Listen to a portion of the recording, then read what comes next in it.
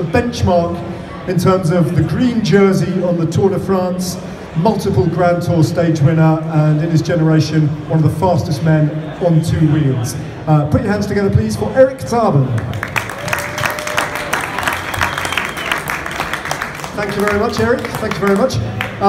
Erik, we were just talking backstage about your childhood in Berlin and the fact that you were an East Berliner who moved over to the West when the wall came down. Just one question. When I look at German riders now, so many of them still, even now, 20 years later, 25 years later, have their roots in East Germany. You have more East German than West German cyclists even now. Is that true? Yes, I would say yes. Yeah, it's true. And why is that? Is it just the history of the sport has been so much greater in East Germany?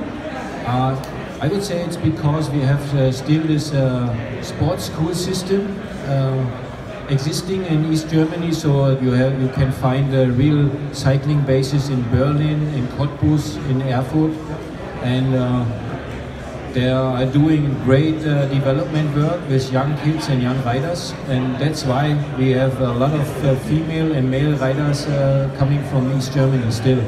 And how is the sport in Germany in general? Obviously, the Tour de France last year started in Düsseldorf, and it's booming again, isn't it? There was a boom 20 years ago with in the T-Mobile days with you and Jan Ullrich, and then it dropped off, but it's coming back now. Is that right? Yes.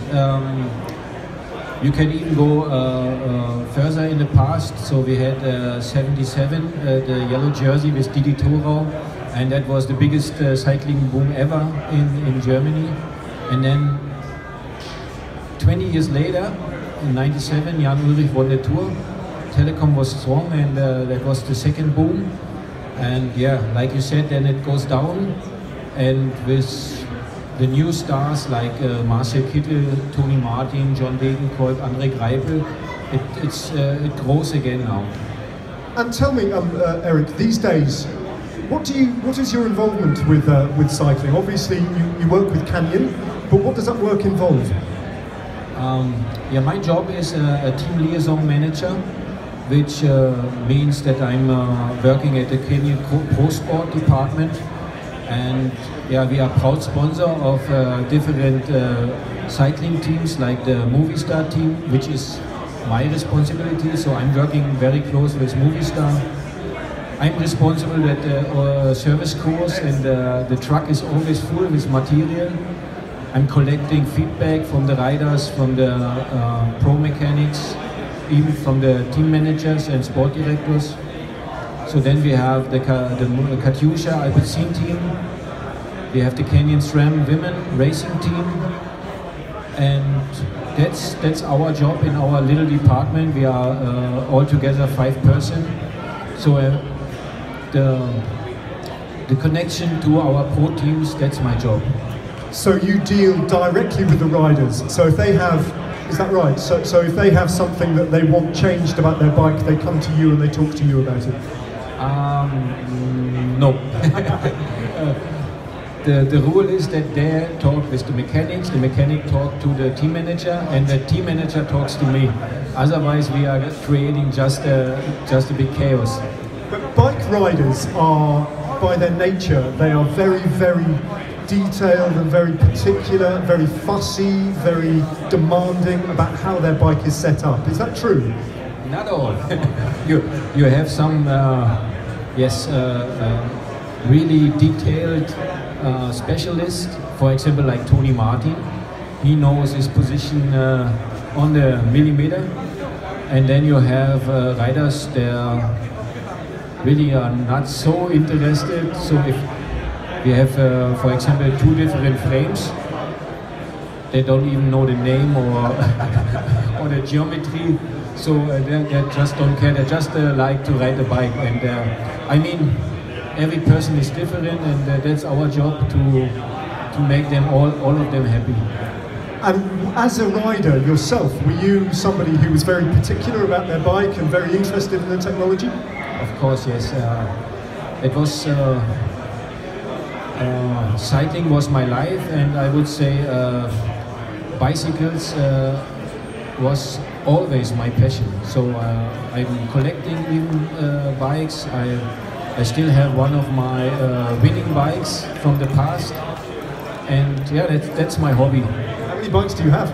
More than 100. More than 100? And you kept some of the bikes from your Tour de France success, for example, Milan San Remo bikes, you have them? Yes, unfortunately the bike from my first San Remo win, from the first victory, was 3 months later broken, so I missed that. But then the second and third winning bikes I have home. Fantastic, fantastic. And what is Canyon doing as a bike brand that other bike brands aren't doing? I mean, why is it you're working for them, and what do you see that you like about Canyon's product? First of all, I like the story and the history of Canyon. So our owner and founder, Mr. Roman Arnold, he starts as a junior cyclist, and then together with his father, they sold beside the race parcours Italian specialized parts like CD shoes and Chinelli handlebars. So, and then it grows over the garage to a real bike shop, and now Canyon is a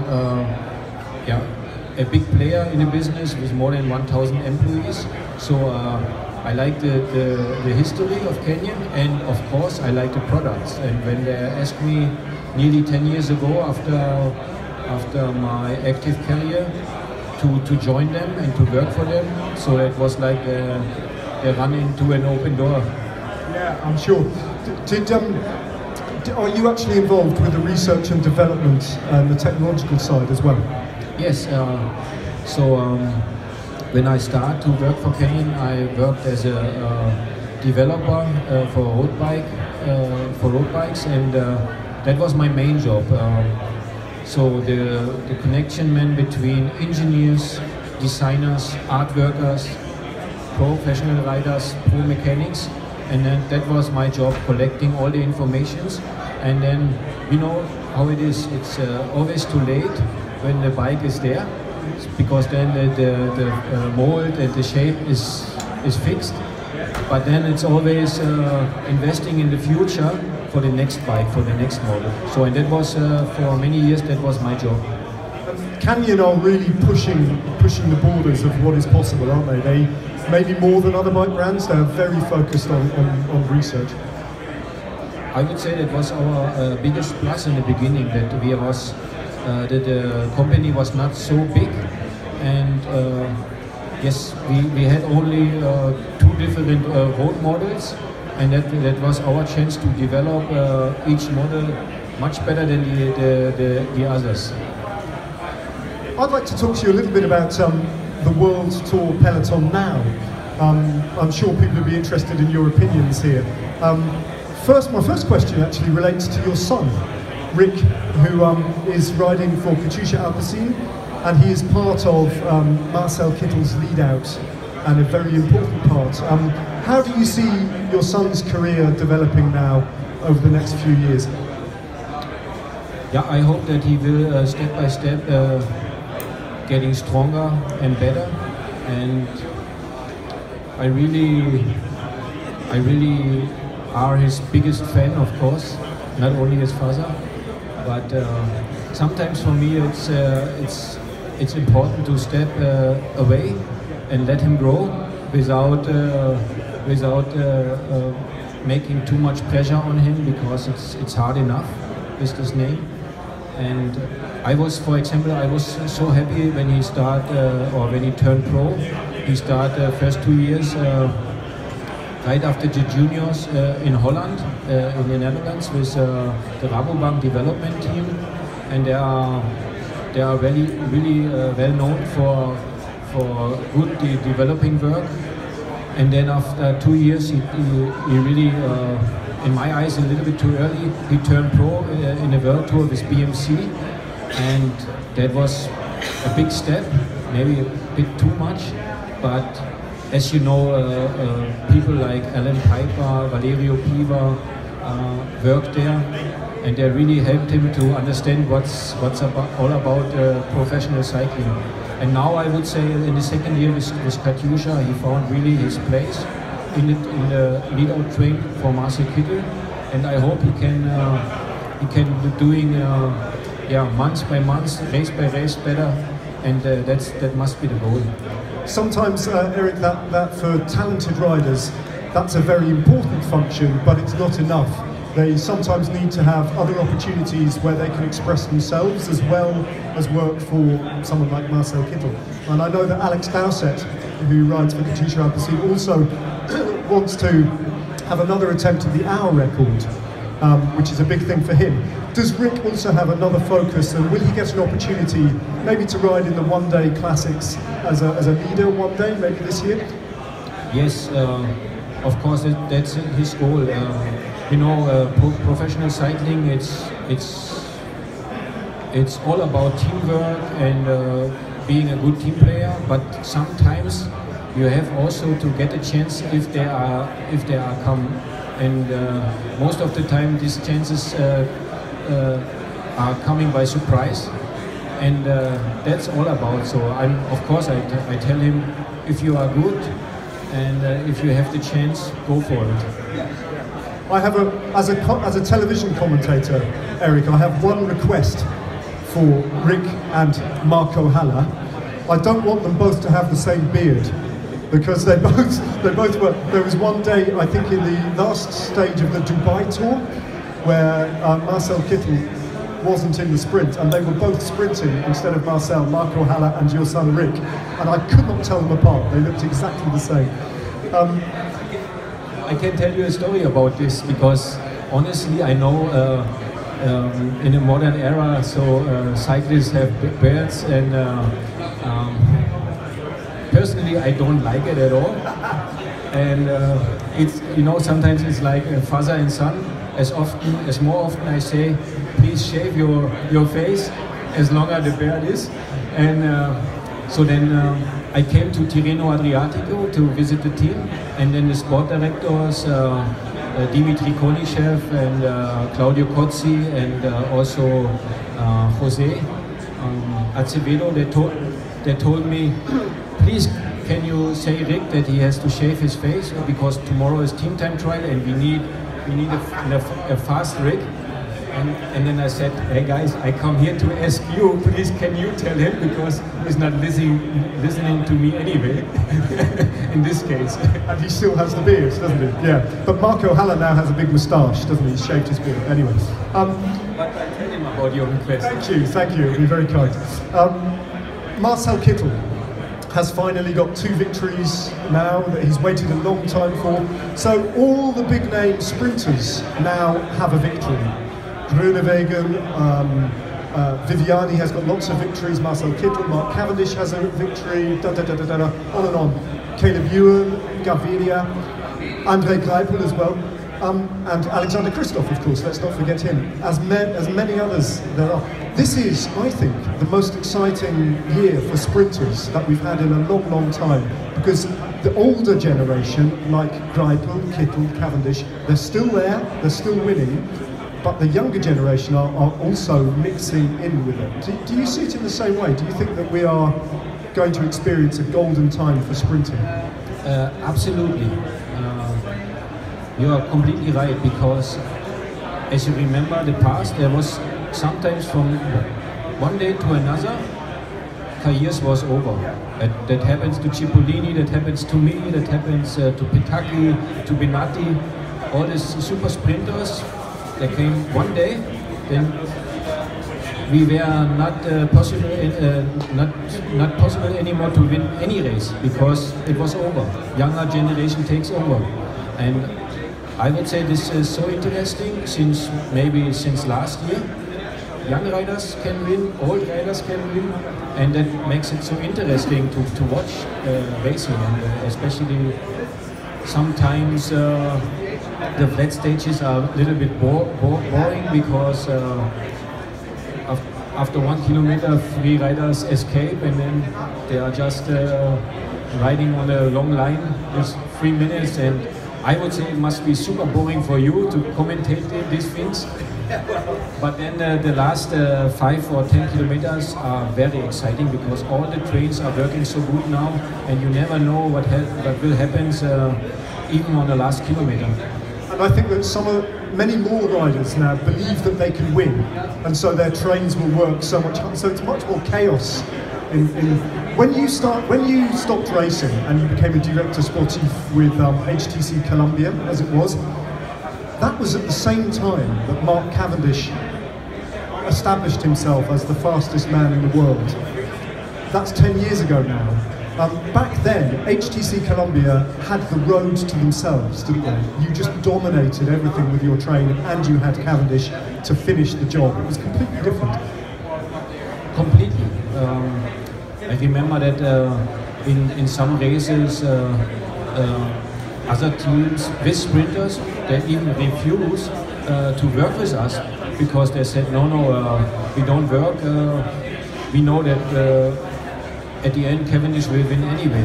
And if Cavendish will not win, then Zabel will win, or Edward Hagenboer's-son, or Matt Goss, all from our team. And yeah, so that's now completely different. If you see sometimes races, 10 teams with a good sprinter, 6 of them are working together, and then I ask sometimes myself, so for what they are working now? Because at the end, only one rider can win. Very interesting. So it is now March, and the Tour de France is in July, but I'm going to ask you, who do you think of the sprinters will win the most stages on the Tour de France this year?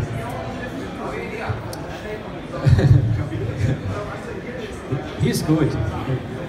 Of course, I have to say, and I hope Kittel will win the most because he's on our bike. But yeah, and beside that, this fact, he is a nice guy. I have to say, Cavendish is still in my heart, so I hope he can win at least 1 or more stages. But yeah, Gaviria is. I think he's the future. Fernando Gaviria, yeah. Very interesting. Talking about Cavendish, he keeps crashing. He crashed in Abu Dhabi, he crashed in Tirreno Adriatico the day you were there on the team time trial, and he crashed again in your race, Milan San Remo. Do you think that this is a pattern with Cavendish now that he is coming towards the end of his career, or do you think it is just Zufall, coincidence? It's coincidence in my eyes, and my advice to him would be: don't even start to think about bad luck or something. Just keep going, ride your bike, go to the races, and forget about the sprint. And yeah, of course, 3 times such stupid crashes are painful, and I would say the spring is over for him. But in every bad luck is also a good thing. So, and then I hope he will have enough rest now to be good in the Tour. And you know him very well. One of my favourite memories of any Tour de France really was in 2009, La Grande Motte, the stage that Cavendish won, and you were sitting in the sports director's car with HTC Columbia, and the crosswinds blew. Do you remember that day very clearly, and is it one of your most special memories as a director sportif?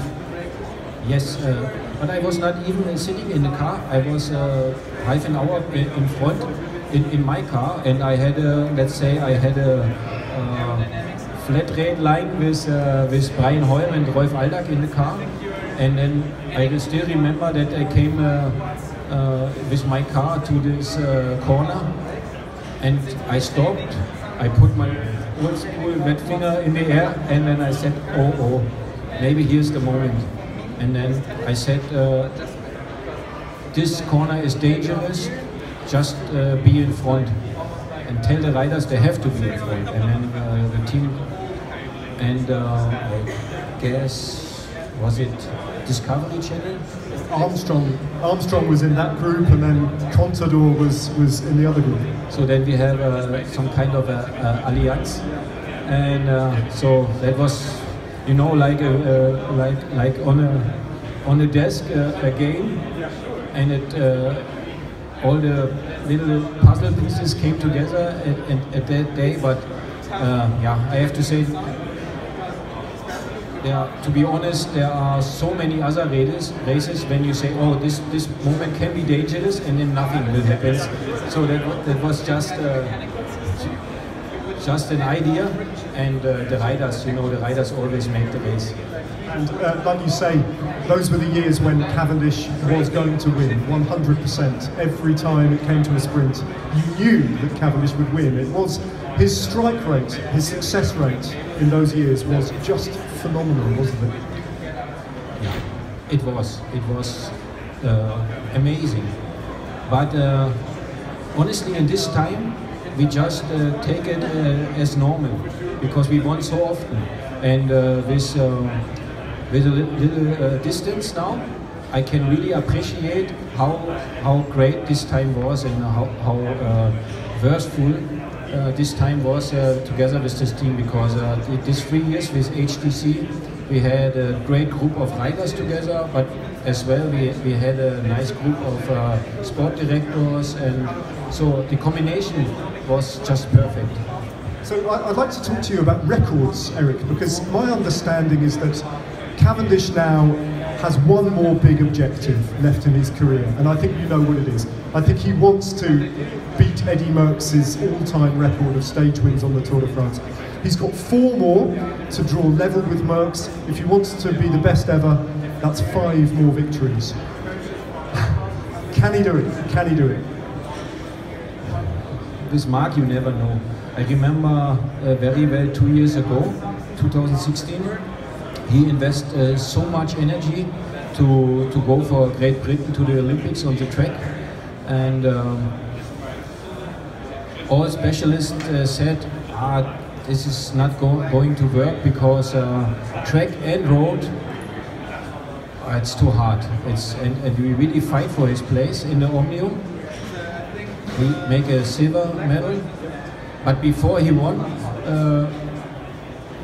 like out of nothing, he won 4 stages, and that's why I would say with him, you never know. And I really hope he can win for 5 more, but yeah, we will see. And the other record on the Tour de France is green jerseys, Erik. Your record of 6 green jerseys on the Tour de France. The rider who can maybe draw level and beat you one day is Peter Sagan. If that happens, do you hold your hands up and say, yeah, fair enough, because if I'm going to lose that record, at least I'm losing it to a great rider? Okay, first of all, I learned records are there to be broken, and if there is one rider who take my record, then I would be very happy if it's Peter Sagan, because for me he is since years the best rider in the world. So, and he's a nice guy. I would say he's the best thing in the last years what happens to cycling. And yes, I would be very proud if he can take over my record. Absolutely. And my final question about current racing is about Milan San Remo last weekend and the victory by Vincenzo Nibali. For many people, did you watch the race? Did you see? Yeah. So for many people, I think when they saw that victory, they decided that Vincenzo Nibali is now one of the all-time greats. He's won all the Grand Tours and the Giro d'Italia twice, and now Lombardia twice, and now Milan San Remo. Do you agree? Do you think he is now almost level with Coppi and Bartali in that kind of category? For me, yes. Why? He won all, like you mentioned it. He won all 3 Grand Tours. He won classics in a modern time. So in a bunch of 200 riders, not in a bunch of 90. And honestly, he is such a great rider, and he won San Remo with style, and it's not only about winning. Sometimes it's as well about the show. And I can tell you, I watched the race, and I was sitting in front of my television with wet hands, because I didn't know 500 meters to go. Will he make it? Will he win or not? And I think that's in such a race like San Remo, where you know there is the point. If he wants to go solo, then you have to go there. He did it, and he made it till the line. So it was fantastic. It was, for me, it was like Fondriest, Fignon, Jalabert,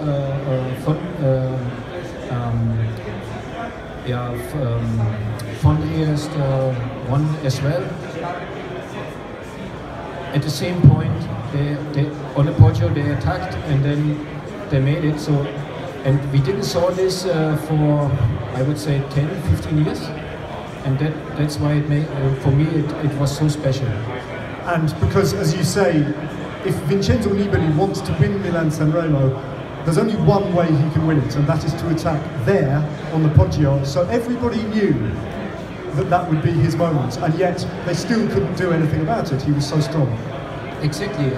It's like you have a gun and you have only one bullet, and that must be right in the middle of the goal, and he did it. And that's it was not only nice to watch, but you and me, we know how hard it is to stay in front of a chasing group, and so extraordinary win of Vincenzo, and that's why I would say he's one of the greatest.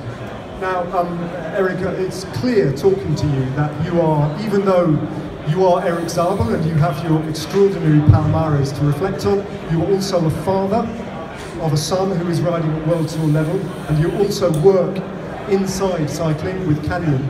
But it's clear to me that you're also a fan of cycling.